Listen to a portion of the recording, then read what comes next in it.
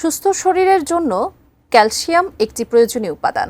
মজবুত হাড়ের জন্য পর্যাপ্ত ক্যালসিয়াম গ্রহণের বিকল্প নেই।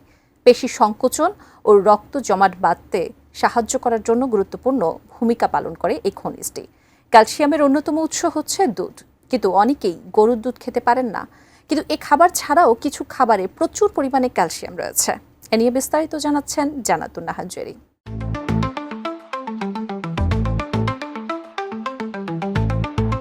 শিশুর বাড়ন্ত বয়স থেকে প্রাপ্তবয়স্ক সব বয়সের মানুষের জন্য ক্যালসিয়াম হাড় গঠনে গুরুত্বপূর্ণ ভূমিকা রাখে। আর এই ক্যালসিয়াম উপাদানটি পাওয়া যায় দুধ থেকে। আমরা মূলত গরুর দুধ থেকে ক্যালসিয়ামের চাহিদা মিটিয়ে থাকি, কিন্তু অনেকেরই এই দুধ খেতে পারেন না বিভিন্ন সমস্যার কারণে। অনেকেরই আবার গরুর দুধের স্বাদ পছন্দ নয়। তবে এটা ভাববেন না গরুর দুধ না খেলে আপনি ক্যালসিয়াম পাবেন না। কিছু খাবার আছে যেগুলোতে দুধের চেয়েও বেশি ক্যালসিয়াম মেলে। চলুন জেনে নেই সেই খাবারগুলো কি কি। সজিনা পাতা সারা বছরই সহজলভ্য। প্রতি 100 গ্রাম সজিনা পাতা থেকে পাওয়া যায় 185 মিলিগ্রাম ক্যালসিয়াম। সঙ্গে থাকে ভিটামিন এ, সি ও অ্যামিনো অ্যাসিড। ভর্তা, ডাল, সবজি বা বড়া যেভাবেই খান উপকার পাবেনই।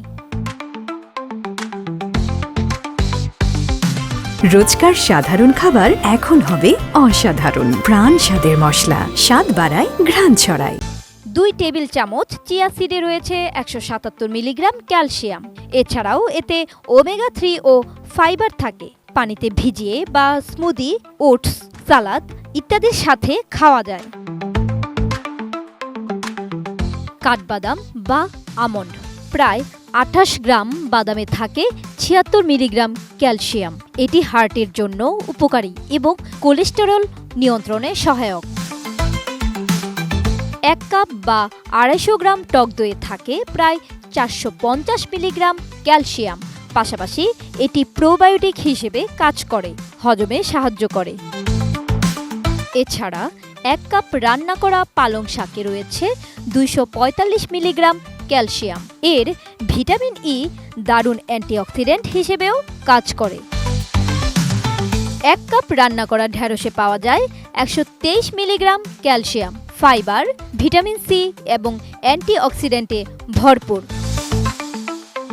এছাড়া 1 কাপ ব্রোকলিতে রয়েছে প্রায় 62 মিলিগ্রাম ক্যালসিয়াম। এটি স্যুপ, ফ্রাইড রাইস বা অন্যান্য ভেজি হিসেবেও খাওয়া যায়। যদিও ভিটামিন সি যুক্ত ফল যেমন পেয়ারা, কমলা, স্ট্রবেরি ক্যালসিয়াম সমৃদ্ধ নয়, তবুও এগুলো শরীরে ক্যালসিয়ামের শোষণ বাড়ায়। তাই চেষ্টা করুন এই খাবারগুলো একসাথে খেতে, যেমন আমন্ডের সাথে অরেঞ্জ জুস, চিয়া পুডিংয়ের সাথে স্ট্রবেরি, ইয়োগার্টের সাথে কমলা। তাহলে শরীরে ক্যালসিয়াম বেশি পরিমাণে শোষণ হবে। শরীরে যদি ভিটামিন ডি না থাকে তাহলে ক্যালসিয়াম ঠিকভাবে কাজই করবে না। তাই রোদে থাকা ভিটামিন ডি যুক্ত খাবার খাওয়া কিংবা প্রয়োজনে চিকিৎসকের পরামর্শে সাপ্লিমেন্ট নেওয়া জরুরি। Jannatun Nahar Jeri, desk report, ATN news.